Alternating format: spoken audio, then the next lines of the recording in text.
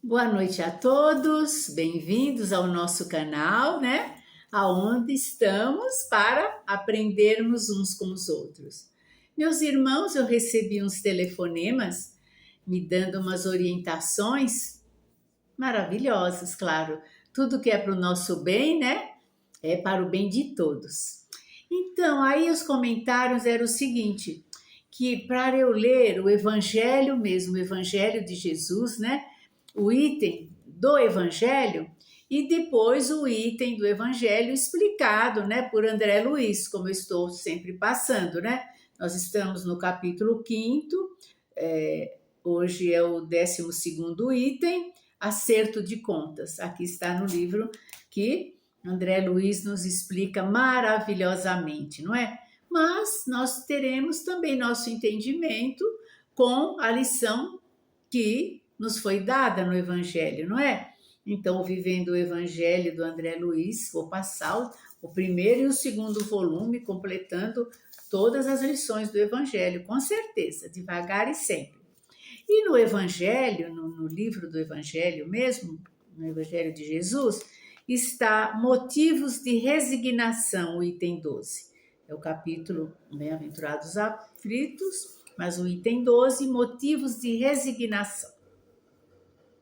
Por estas palavras, bem-aventurados os aflitos, porque serão consolados, Jesus indica ao mesmo tempo a compensação que espera aqueles que sofrem e a resignação que faz abençoar o sofrimento como prelúdio da cura.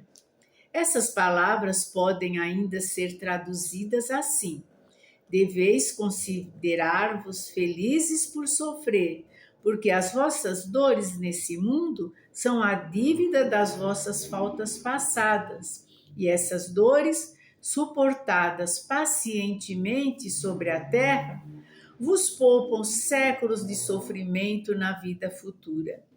Deveis, pois, estar felizes, porque Deus transformou vossa dívida, permitindo pagá-la presentemente, o que vos assegura a tranquilidade para o futuro. O homem que sofre é semelhante a um devedor que deve uma grande quantia, a quem diz ao seu credor: se me pagardes hoje mesmo a 100ª parte da dívida, eu vos darei a quitação de todo o resto, e sereis livre. Se não o fizerdes, eu vos perseguirei até que tenhais pago o último centavo. O devedor não seria mais venturoso, suportando toda a parte de privações para se liberar, pagando somente a 100ª parte do que deve? Ao invés de se lamentar do seu credor, não lhe agradeceria? Tal é o sentido destas palavras. Bem-aventurados os aflitos, porque serão consolados.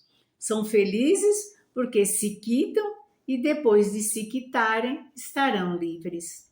Mas, se quitando-se inteiramente de um lado, endivida-se do outro, não se alcançará jamais a libertação. Ora, cada nova falta aumenta a dívida, porque não há uma só, qualquer que seja, que não arraste consigo sua punição forçada. Inevitável que, se não for hoje, será amanhã. Se não for nesta vida, será na outra. Entre essas faltas, é preciso colocar em primeiro plano a falta de submissão à vontade de Deus, pois quem murmura nas aflições e não as aceita com resignação e como uma coisa que se deve merecer, quem acusa a Deus de injustiça, contrai uma nova dívida que faz perder o benefício que se poderia retirar do sofrimento.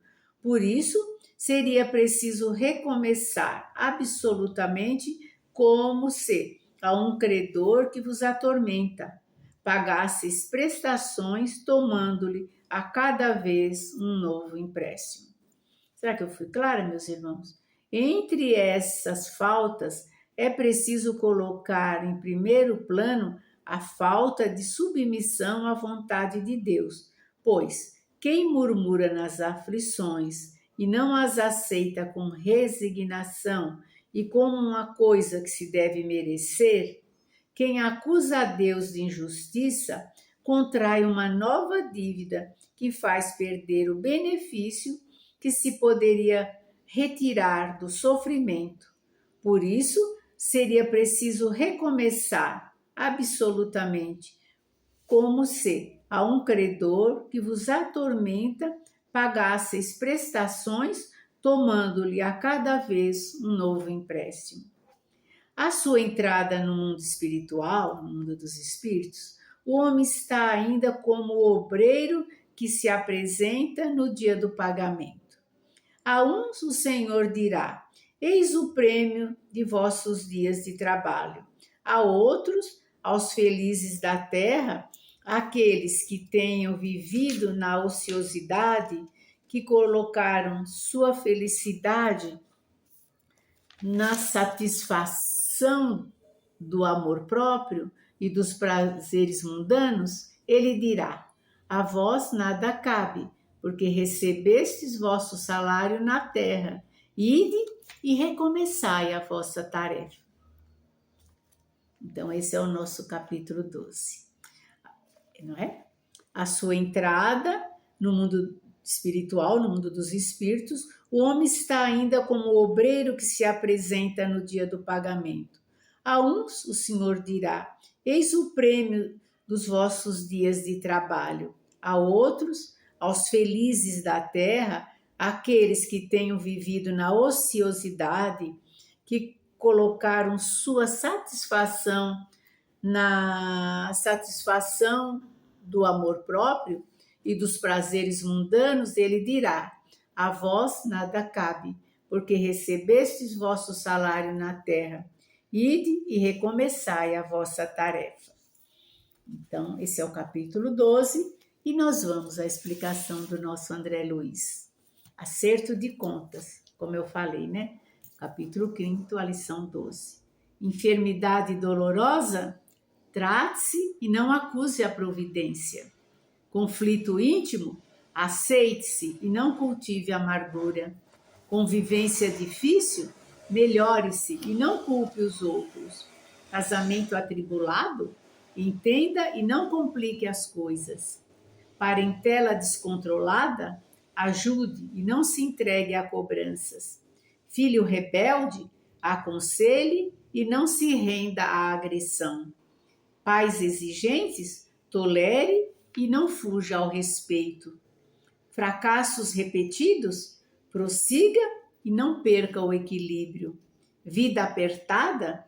Trabalhe e não alimente a inveja. Morte inesperada na família? Conserve a fé e não se revolte. Estas situações causam dor e desconforto, mas é preciso lembrar que a vida atual é acerto de contas com o passado.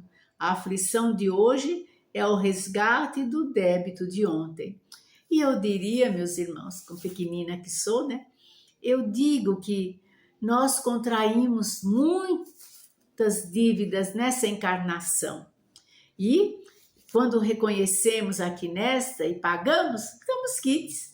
É assim que seremos, com certeza.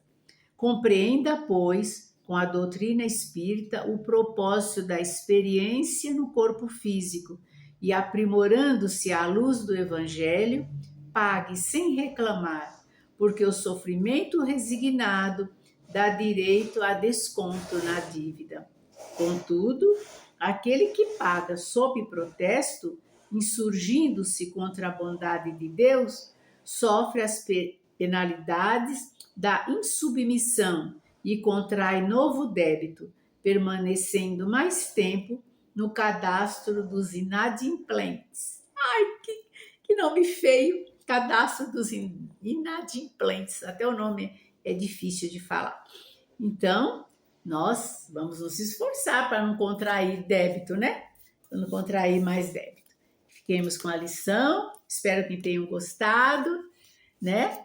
E Fiquemos na doce paz de Jesus, na oração, no pensamento no bem. Meus irmãos, quando surgir um pensamento mal, um pensamento de maldade, de inveja, de qualquer tipo de maledicência que seja, nos liguemos imediatamente com Jesus. Nos liguemos imediatamente com o nosso anjo guardião. Nos liguemos com Deus, nosso Pai. E pedimos, Senhor, esse pensamento não é meu, afasta-o de mim. E volte a um pensamento bom. Assim, meus irmãos, nós vamos exercitando bem, e todos que estão conosco, todos que nos ouvem, todos que nos assistem, né, vão devagarinho aumentando, né, o rebanho de Jesus, né? Nós somos o rebanho de Jesus e conosco toda a terra. Se Deus quiser, todos da terra vibrarão amor, paz, equilíbrio, saúde e estaremos felizes, não é, meus irmãos? Então, até o próximo encontro. Cada degrauzinho, nosso Pai Criador, que nos conhece, já sabe do nosso esforço, não é mesmo? Então, ótimo sono, sonhos felizes e amanhã vamos acordar para o novo dia que o nosso Pai está preparando para nós. Que as nossas primeiras palavras amanhã sejam de gratidão ao nosso Pai Criador por continuarmos na nossa evolução, junto a Jesus, junto aos benfeitores amigos, para a nossa autoiluminação. O joinha no nosso canal, para que prossigamos, né? Sempre